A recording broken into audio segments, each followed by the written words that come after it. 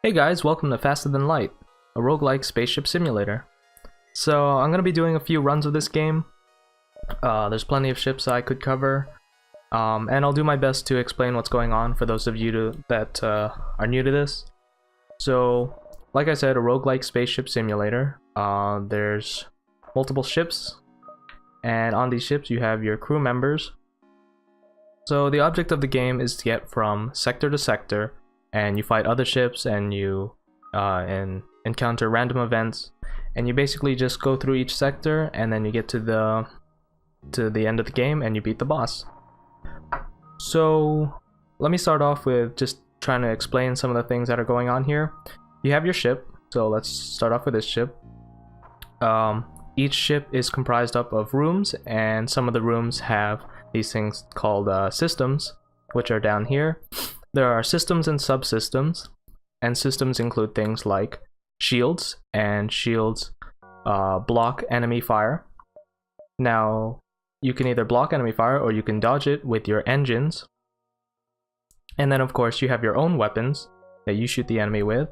In this case, this ship comes equipped with a missile launcher and a laser type weapon.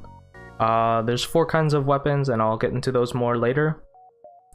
Other systems include oxygen and doors, which sort of deal with, well, the oxygen and doors on your ship, because you can open and close doors and vent oxygen to and from rooms, and I'll show you that more later.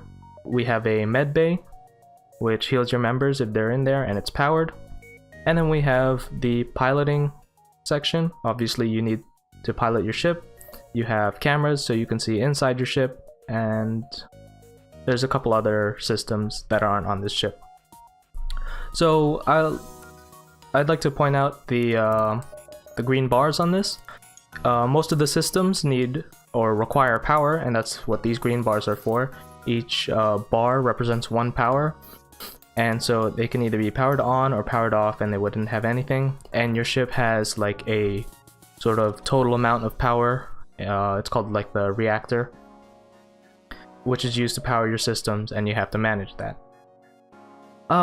Aside from your ship, you've got your crew members. There are 8 species in the game. We have the regular humans, and their skills improve slightly faster. As you go throughout the game, they level up based on what they're currently manning, what kind of system they're manning, and they can man things like piloting, they can man shields, weapons, engines, and so on. So these guys are like the basic ones. Another one we have here that are kind of similar to humans are the slugs. And so they have the same health, they have the same attack power, but these guys can see into the next room over, and they can also see life forms on the enemy ship, if you can look on the top right, like around here. But yeah, they're basically like humans, but they have telepathic powers. So I'd put those two guys, those 2 species together. Next we have the NGs. So they're really good at repairing. Their repair speed is doubled, but to make up for that, their combat damage is halved. So they're really good at just defending your ship and just keeping it safe. Next we have the Zoltans, another good species for keeping on your ship. They're not good at fighting because their health has been reduced from 70 or to 70 from 100, sorry. And they explode on death, but that's kind of morbid. But the neat thing about them is that they provide power to the occupied system. So, like I said before, your ship relies on reactor power, like these green bars. These guys provide 1 power to whatever room they're in, which is nice. So those NGs and the Zoltan species are more of like a defensive ones. And then there are 2 sort of offensive species. We have the rock guys. They're immune to fire, which is nice when there's fires on the ship. Their movement speed is halved, so they move slower, but their health is increased from 100 to 150. So they can pretty much outlast most of their combatants. And then the other combat species here is the mantis. They move faster and they hit harder, but they don't repair as well. So they're kind of like the opposite to the NG. But yeah, they're just really good at fighting intruders. So one thing about this game is that other than ships fighting ship to ship, there's a mechanic called boarding, where you take a teleporter here, and you can board their ship. Sometimes the enemy can board your ship, and then you have crew members fighting each other and so on. And it's a pretty neat mechanic. Now there are two final species here. We have the Lanius or Lanius, I don't know what it's called. So they drain oxygen from the rooms, which really helps when they're fighting anyone else who isn't a Lanius species. And they don't suffer from that lack of oxygen, obviously, and they're just a little bit slower. So they're pretty good for combat. Otherwise, they're really just good for defending whatever room they're in, because well, actually all the other species can't really survive as well when there's no oxygen in the room. And then the last species, the other special one, is the Kestrel species. They have this active ability called the lockdown power, where they basically create a barrier in the room they're in, and no one can get in or get out unless they destroy it. They take less suffocation damage, which is kind of nice, but other than that, they're kind of like rocks that they move a little bit slower and then have 125 health instead of 100. I know that's a lot. I'll try and go over some more of it as I jump into the game. And so for right now, I'm going to be starting off with the Type B ship. The Type A is a very basic ship, and this is the starter ship. This is what everyone gets, but I'm going to do it a little bit different by picking the Type B. And so this one comes equipped with 4 lasers and 4 crew members. So let me go ahead and rename it and get everything ready, and then I'll be right back. Okay, so I'm back. I just named my crew real quick. We got J, obviously, because I need to be on this ship. We got another J, because if one of them dies, I'll just rename this guy. We got the battery, because he provides power to the room he's in. And we got some bug on the USS LASER. Right quick before I start, I just want to go over the difficulties real quick. So there's easy. I'd say that this is definitely the mode to start on if you're new to this game. It's not too hard, and you'll mostly get through it. You can still die though. You can still lose this. This is a roguelike type of game, and you can still die on easy. Then we've got normal. This one is honestly pretty hard. Before this is DLC.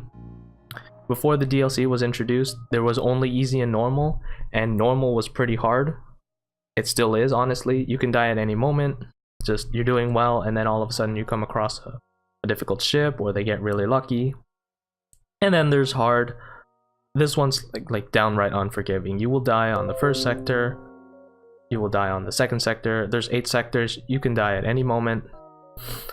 But you gotta play your cards right in this one. Easy is more forgiving. You can sort of know what you're doing. You'll get away with some stuff, and you'll get more resources as you go on. So I'm gonna be sticking to normal right now. Just as a heads up, I can die on these runs. I'll figure out what I'm gonna do. As if I die really early, I'll probably just continue from there or something. So we'll see. So the data you carry is vital to the remaining Federation fleet. You'll need supplies for the journey, so make sure to explore each sector before moving on to the next. But get to the exit before the pursuing rebel fleet can catch up. So we've got our crew here on the USS LASER. Let me go over the HUD real quick. We have our health. We have fuel, which we need to jump from, this is our map, from beacon to beacon. We've got missiles, which are used as ammunition for missile type weapons. I don't have any here. Drone parts, that'll come later. Here's our crew. This is my evasion percentage. It's my chance to evade enemy fire. I only have 1 block of shields right now, which comes from 2 bars. Each 2 bars gives 1 block of shields. This is my total reactor power, and these are my systems. And then these ones here are the subsystems. These ones don't require power. So let me go ahead and distribute the power in the ship, and we should be ready. I'll keep... Actually, wait. So I just changed these guys around to fit sort of optimal positions for everyone, and we'll get started. So each of these little dots is a beacon, and you just basically travel from each one to the next and trying to get from basically the left to the right. That's normally how it goes. There are things like distress beacons, shops, and some have unique places. And then the rebel fleet will come from the left. Remember, we're on the Federation side. They will move from the left to the right, and if they catch up to me, I will be in deep trouble. So let's go to this distress beacon. You follow the distress beacon to a tiny asteroid belt. All hail them. They respond, help, our shields are down, and I could try to shield my ship, or their ship with mine, but I could take damage. I'll do it. Try our best. I salvage what I can before leaving and try not to think about the lost crew. So I didn't make it, but I mean, I should say they didn't make it, but I just salvaged the remains. Oh well, such is the life in FTL. So a good idea whenever you're in a sector is to sort of plan out a path, because you want to get to the exit without having the rebel fleet catch up. They'll come soon enough. You want to visit as much beacons as you can without running out of fuel, because each one costs 1 fuel to jump to. And then you gather scrap, and it's always nice to visit a store. So I think I'll go to this one and then hit the store after. An especially well-armed pirate approaches you. Hand over your crew members and the rest of you can go free. I do not want to surrender. I like everyone here. So we'll attack. So let me go over a couple things real quick. One, I don't know if you noticed this, but there's a pause feature in this game. It's really nice because there's a lot of micromanagement, and I need this pause button to sort of plan out my attacks, plan out what they're doing. Maybe I need to move someone and I don't want to do that in real time. So I press a space bar and it pauses the game for me. And I can still do things like target their weapons, or say I want to move someone. I set out the path for him, and then when I unpause it, he'll move there. But I don't want to do that. Actually, now I'll go over the weapons some more. So these are my weapons. You can see these bars are going up. These are their charge times, and after that they will be ready to fire. He has his own weapons. He has a heavy laser 1 and a beam weapon. So these laser ones are like your basic weapon. They just fire a projectile or so, and they have to get through the shields first. The shield will block them, and then otherwise they'll do damage to the system that they hit, and they can miss too. His is slightly different because it only fires 1 shot, but it'll do 2 damage, whereas mine only do 1 damage each, but they probably charge a little bit faster. This is a beam weapon, a mini beam, and what it does is beam weapons cannot pierce shields, so I should be safe with this. But if they do happen to get past shields, because my shields will go down if this laser hits my shield will go down for a little bit because it blocked it and it needs to recharge. That gives time for this beam weapon to go ahead and hit my ship, and it will always hit. Beam weapons never miss. So we'll get the weapons to charge, and actually now I'm going to pause again, and I'm going to go ahead and start aiming. I have 1, 2, 3, 4, and I'm going to aim for the shields, 2 on there, and I'm going to let those fire, and those should go through, and then I want to target their weapons as well. Okay, so right now it just happened. You saw his laser go ahead and hit my shield, and now my shield's gone down. And then this is my shield recharge meter. It'll go back up and the shield will come back. I didn't take any damage because the shield absorbed the shot. And my lasers went ahead and hit his shield, brought it down, and then the rest of the lasers went and hit his shield and then his weapons.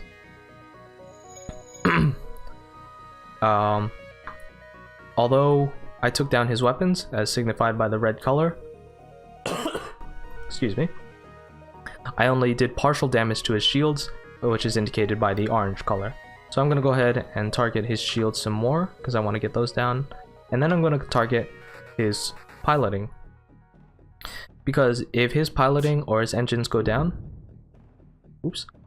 like I said, if those go down, the engines or the piloting systems go down, his evasion will go down accordingly. But before they're about to get hit, they say, "We surrender. Take one of our slaves as tribute. If you destroy us, they all die anyways." I do like Rockman, so he wasn't that hard of a ship, and I didn't take any damage, so I think I'll take this, just because I would like to have another crew member. And I will keep him on weapons this time, and I'll move this J over to cameras. Now, back to the crew. See, this is their skill levels. They can have piloting, engines for evasion, shields, weapons, a repair skill when my let's say my systems are orange or red like there, that means they need to be repaired, and then they can get better at repair. And then they have a combat skill. Humans have that ability of learning those faster, but really I don't want him on weapons, so I'm gonna put him on cameras. Now, the cameras, they don't really get better at manning cameras, but what they do is they act as if it was upgraded. And I'll show you what the upgrade is here. So the upgrades, I can spend my scrap, which is basically the money in this game, to upgrade the ship, or I can go to the stores and pay for things there. Here's my crew, and this is my equipment. Here's a section for drones, but I do not have it. And this is like an inventory. So here are the subsystems. They're only at 1 right now, and I'll just give you an overview right now. We'll get to it more later, and like I said, I'll go to the store. There's only one other ship at this beacon, and it is showing heavy damage. You receive a message on your console. "Greetings, traveler. We're crippled by a band of pirates and are now forced to sell our remaining valuable equipment." Yikes. Pretty expensive if you ask me. I can't really afford anything, but I will take some of their fuel, because I do not want to run out anytime soon. I'm gonna go ahead and start traveling some more, and I didn't need a heal. Okay, this beacon has been placed too close to a super giant class M star. The ship will gradually overheat until you get out of here, or die. A pirate, apparently oblivious to the danger of the sun, moves in to engage. So what this means is, and it's signified right here too, is that there will periodically spawn fires on my ship, thanks to the giant star.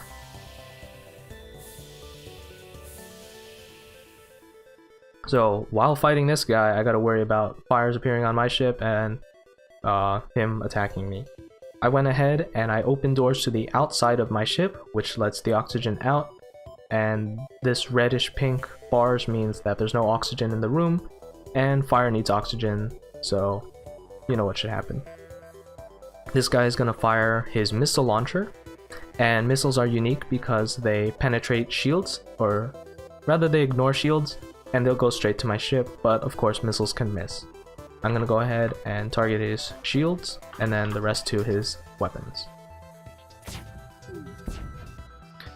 So I missed most of my shots. I did get some on his shields, but now his missile's gonna come at me, and it's gonna hit my doors, and now my doors are gone.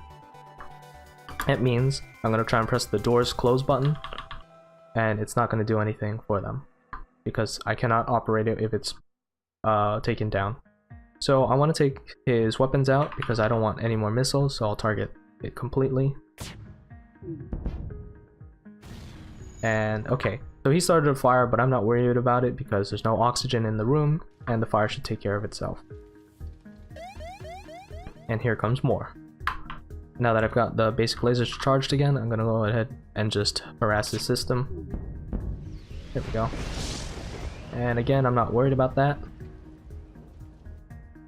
And I'll just target his ship. Okay, so right there they just died to the fire damage. The ship explodes, leaving behind a substantial collection of useful scrap material. Awesome. So I'll probably wait to get out of this sector before I fix my doors, because I don't want to stay here any longer. A rather large fleet of civilian ships are held up at this beacon. It appears to be a rebel checkpoint. Everyone is being inspected. I could shut down and try and hide. I could bribe them, but I don't want to pay scrap, and I could just attack. Attack. Always attack. So he's got one of my lasers, basic laser 1. He's got the beam weapon that we saw earlier, and now he has a drone. This is an attack drone because it flies around my ship, and this is a beam drone specifically, but it should not pierce my shields, like so. So now he relies on these beam weapons to deal damage, and he uses this one to take down my shields, so these beam weapons can get through, but I'm not going to let that happen, because I'm going to attack his weapons. So we got through it once, but luckily my shields recharged in time before this drone could do any damage. And I'll take this time to have J2 go over here and repair doors. So the doors can still open, obviously, for people to move through to each room, but I just can't control them myself. We've got our lasers charged, so I'll go ahead and I'll attack their shields this time and their drone, because I don't want this thing attacking me anyways. So they're offering surrender again, but this time that's not really a good amount of scrap, so I will not accept. So most of their stuff is down, they can't really do damage. Because I have one shield and they only do one, they only have one projectile, it should never get past my shields and then to my system, so I'll be fine. In this case, just fire everything. That was weird. What happens, something rare, is that my laser collided with the drone that was powered off and it just exploded right there. So now this guy is manning doors right now, so you can see the doors are gray instead of orange. That means they are basically upgraded just because he's manning the doors. But I move them off, they'll turn back to orange. And what I can do here is I can open the doors, and that should equalize the oxygen levels in the rooms. Like so. The less oxygen there is in a room, the more pinkish and red it'll get, and then they'll start becoming bad for my crew members to be in them. Nearby planets show signs of habitation and great beauty, so on. Basically nothing.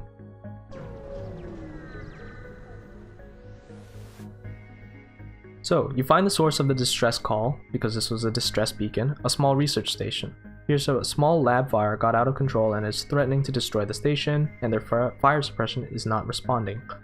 So, one of the Rockman's abilities is he's immune to fire, so he shouldn't have any worries about delving into it. He tears through the airlock directly into the fire. Never seen someone that large move that fast. It disperses as much fire suppression as possible into the heart of the blaze, and eventually the fires start to die down. So we did it. And we get a reward, some scrap, and an augmentation. And my rock guy is fine, he's immune to fire. So let me go to the augmentation. These are basically like power-ups for my ship, in a sense. And this one allows me to jump to any previously visited beacon. Not that useful, but we'll see how it goes. I'll probably just sell it. On to the next one. Scanners are showing intelligent life forms on a nearby planet. Investigate. And I see a small brightly colored six-legged horse-like animal. So this one's risky. There's a lot of random events, and sometimes you have those blue options which are generally beneficial, and then otherwise you just have these, and sometimes they're like 50-50s and so on. You could get killed, you could get a good reward. I'm gonna go with try to communicate, but they just leave, or I do. I'll go to one place before the exit. The pawnbroker has set up shop at this obscure beacon he might be offering. So he's trying to trade with me, but I don't have the requirement of 2 drone parts. I only have 1, so I will ignore. That's a shame, because I could have used more fuel. You've arrived at the long-range beacon. When the FTL drive is charged, I can jump. And there's an automated rebel scout attacking a small refueling outpost. I will intervene. So he's got a weapon, or he's got a laser weapon and another missile launcher, so I'm gonna go ahead and attack that. Then I'm also going to attack these so that he shouldn't be able to evade if these go down. I try to spread out my damage. There's no point. Ow. There's no point in me attacking the systemless rooms, because I don't have weapons that do more damage to them. There are kinds that do that, but the downside to them is, of course, they're not crippling his systems. So now we got my med bay. That's fine. Everything's fine. We'll go ahead and repair that. We'll just send everyone there, actually. Now the Mantis isn't that good at repairing, but these guys should make up for it. And I'll send everyone back. And I'll rewrite their stations so that the rock guy stays in here. Cool. Now my oxygen got powered down. So one thing to note is that the Zoltan, he provides energy into the room, but if he leaves, so right now the yellow bar, that's him. I'm gonna move him to the shields and it goes there. Now if I take him out of the shields, he takes, you can only power the shields systems 2 at a time, and because he took one out, the other one is taken out already. So that's really annoying to have him do that to the shield, so I keep him on engines. So I'll reroute power, and we will go to the next sector. I think that'll do it for now. Thank you guys so much for watching, and I'll see you guys in the next one. Later!